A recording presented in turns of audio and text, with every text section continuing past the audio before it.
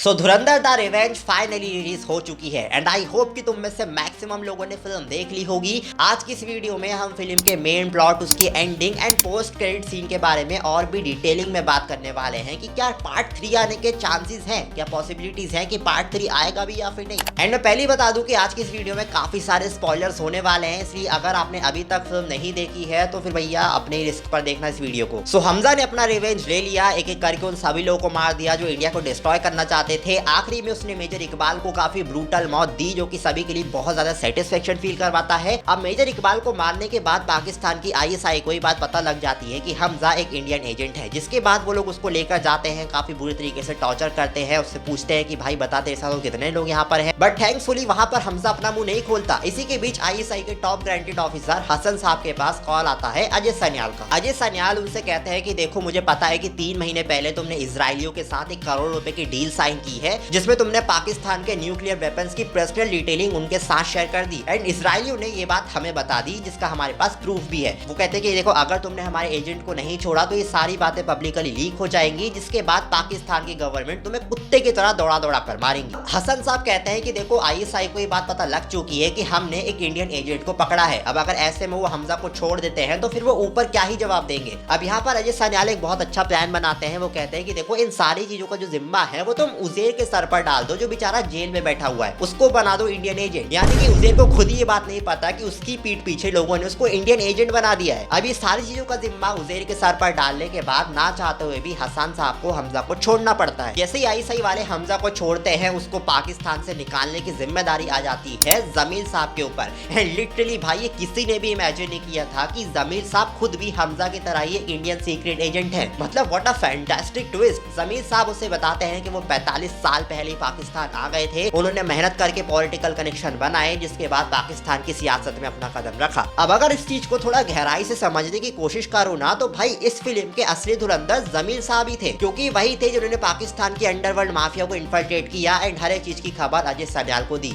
अगर जमील साहब नहीं होते ना भाई, तो फिर अजय सन्याल को पता ही लग पाता कि कौन रहमान डकैत, कौन मेजर इकबाल। फिर भाई हमजा भी सिर्फ एक स्पाई बन के पाकिस्तान नहीं गया था, क्योंकि ऑलरेडी पाकिस्तान में इतने सारे स्पाई थे, इंक्लूडिंग जमील साहब, जिन्होंने वहां पर अच्छी खासी पकड़ बनाई थी, जो वहां की माफिया को इन्फिल्ट्रेट कर रहे थे, हर एक चीज की खबर इंडिया तक पहुंचा रहे थे। ऐसे में हमजा को भी वहां पर स्पाई बनाकर भेजना, there is no make sense. Hamza को एक किलर मशीन बना के वहां भेजा गया था, जिसका काम था वहां जाकर उन लोगों को जड़ से खत्म करना, जो इन सब के पीछे के मास्टरमाइंड है, जो इंडिया को बर्बाद करना चाहते हैं। अजय सन्याल समझ गए थे कि जसकीरत ही सिर्फ एक ऐसा इंसान है जो ये सब कर सकता है, क्योंकि उसके अंदर बदले की आग है, वो लोगों को मार सकता है, वो फिजिकली काफी ज्यादा स्ट्रॉन्ग है, उसने अकेले घुसकर अपनी फैमिली का बदला तक ले लिया था। अजय सन्याल ही समझ गए थे कि he is the man to destroy whole Pakistani terrorism. फिर अगर उस कैरेक्टर के बारे में बात करें जिसके बारे में जानने के लिए हर कोई बहुत ज्यादा एक्साइटेड था, बड़े साहब का। अब देखो, मुझे ऐसा लगता है ना कि ऑडियंस ने इस कैरेक्टर को कुछ ज्यादा ही ओवर हाइपेड कर दिया। ऑडियंस को लगने लग गया कि भाई इस कैरेक्टर को तो कोई बहुत बड़ा एक्टर प्ले करेगा, पार्ट 3 के लिए यही मेन विलेन होंगे। बट आदित्य धार ने खुद भी इस कैरेक्टर को इतना बड़ा बनाने के बारे में नहीं सोचा था। बड़े साहब का जो कैरेक्टर है वो दाऊद इब्राहिम से इंस्पायर है, एंड भाई इसके लिए भी जिगरा चाहिए कि आप एक फिल्म के अंदर दाऊद इब्राहिम को ऐसे ओपनली दिखा रहे हो। Hats off for Aditya Dhar. But Dawood को फिल्म के अंदर इस तरीके से देखकर आप भी शॉक हो गए होंगे, जहां पर वो काफी ओल्ड एजेड हो गए हैं, बिस्तर पे पड़े पड़े अपनी आखिरी सांसें ले रहे हैं। बट ऐसा कैसे पॉसिबल है? अब देखो, अगर लॉजिकली देखा जाए ना, तो सोशल मीडिया पर दाऊद की जितनी भी फोटोज अवेलेबल है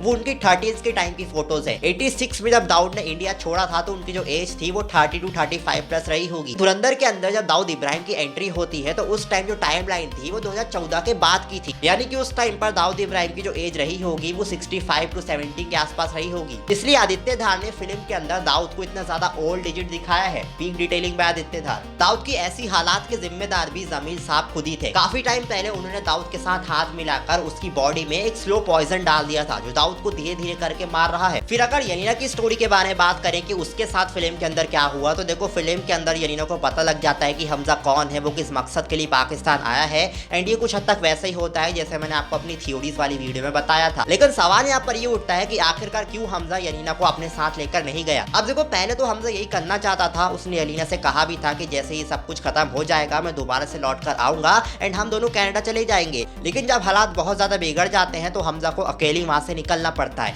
अब हमजा यनीना को इंडिया साथ में इसलिए लेकर नहीं गया क्योंकि इंडिया पहुंचकर अजय सन्याल हमजा को अगले मिशन के लिए तैयार कर रहे होते हैं। ऐसे में अगर वो यनीना को अपने साथ लेकर आता तो फिर वो अगले मिशन पर कैसे जाता। फिर अगर मान के चल लो कि यनीना उसके साथ चली भी जाती जाती तो फिर यहाँ पर जमीर साहब फंस जाते। पाकिस्तान की गवर्नमेंट को ऐसा लगने लग जाता कि जमीर साहब खुद भी हमजा के साथ मिले हुए हैं। इसलिए फिल्म के लास्ट में जब हमजा जा रहा होता है तो जमीर साहब उसको कहते हैं कि तुम अपने बीवी बच्चों को भूल जाओ, इसी में सबकी भलाई है। एक स्पाई को ना पहले ये बता दिया जाता है कि तुम्हें किसी के साथ भी इमोशनल अटैचमेंट नहीं बनाने, नहीं तो आगे जाकर वही चीज तुम्हें सबसे ज्यादा दर्द देती है। लेकिन अनफॉर्चुनेटली हमारे हमजा भाई ने यही सबसे बड़ी गलती कर दी। इसलिए जब वो अगले मिशन पर जाने से पहले अपने बीवी बच्चों की फोटो को जला रहा होता है तो उसको काफी ज्यादा बुरा लगता है। बट सरप्राइजिंगली अपने अगले मिशन पर जाने से एक रात पहले हमजा वहां से भागकर दिल्ली आ जाता है अपनी फैमिली से मिलने के लिए। क्योंकि जाहिर सी बात है यार, अगर आपने इतने सालों तक कंट्री के लिए काम किया तो आप एक बार तो अपनी फैमिली से मिलना डिजर्व करते हो। दिल्ली से पठानकोट की ट्रेन पकड़ के वो अपने गांव पहुंच जाता है अपनी फैमिली से मिलने के लिए। वहां पहुंचकर वो अपनी फैमिली को देखता है एंड यहीं पर रणवीर सिंह की एक्टिंग एंड जसकीरत के इमोशंस काफी कुछ कह जाते हैं। जैसे ही वो अपनी माँ और बहन को देखता है उसको रियलाइज होता है कि उनकी जिंदगी काफी ज्यादा नॉर्मल हो चुकी है। सरकार की तरफ से उनको जो 30,000 रुपए का मुआवजा मिल रहा है उसी में वो पीसफुल लाइफ जी रहे हैं और मूव ऑन कर चुके हैं। जसकीरत को ये रियलाइज होता है कि अगर वो उनसे जाकर मिलता है तो वो उनकी जिंदगी को और भी ज्यादा कॉम्प्लिकेट कर देगा एंड उनके सर पर वो एक मुसीबत की तरह बन जाएगा। क्योंकि जाहिर सी बात है जसकीरत वो पहले वाला बंदा नहीं रहा जो एक ऑर्डिनरी मैन था जो अपनी फैमिली के साथ एक हैप्पी लाइफ जी सकता है। अब जसकीरत के सर पर कंट्री को प्रोटेक्ट करने की रिस्पॉन्सिबिलिटी आ चुकी है। उसके पास दो ऑप्शन होते हैं, या तो वो अपनी फैमिली को चूज कर ले या फिर कंट्री को, and he choose country first. क्योंकि सेकंड वाले शॉट के अंदर ही अपन देख पा रहे हैं कि वो दोबारा से आर्मी की ट्रेनिंग ले रहा है एंड अगर वो अपनी फैमिली से मिल गया होता तो फिर वो दोबारा से ट्रेनिंग के लिए नहीं जा रहा होता है। फिर अगर पोस्ट क्रेडिट सीन की बात करें तो वहां पर भी ज्यादा कुछ हमें बताया नहीं जाता। हमें यह आदमी दिखाया जाता है जिसका नाम ओमार है जो कि एसपी चौधरी असलम का राइट हैंड था। ये जाता है हसन साहब के पास, उनसे जाकर कहता है कि तुमने हमजा को क्यों छोड़ा, तुम्हें पता था कि वो एक इंडियन एजेंट है, उसके बावजूद भी तुमने उसे जाने दिया। हसन साहब उसको पूरी रोकने की कोशिश करते हैं लेकिन वो कहता है कि देखो मैं रुकने नहीं वाला, मैं नेशनल एम्बेसी तक जाऊंगा हमजा का सच दुनिया के सामने लाने के लिए। एंड यहीं पर हमें छोटे छोटे हिंट्स भी मिलते हैं गाइस जो ये बताते हैं कि पार्ट 3 के अंदर हमें क्या कुछ देखने को मिल सकता है। हमजा जो अपने अगले मिशन पर जाएगा जो कि पाकिस्तान नहीं बल्कि कोई और कंट्री का मिशन हो सकता है जो कि हमें पार्ट 3 के अंदर ही देखने को मिलेगा। फिर ओमार जो कि अपनी तरफ से पूरी कोशिश करेगा हमजा का सच पूरी दुनिया के सामने लाने की, जो कि हमें पार्ट 3 के अंदर भी देखने को मिल सकता है।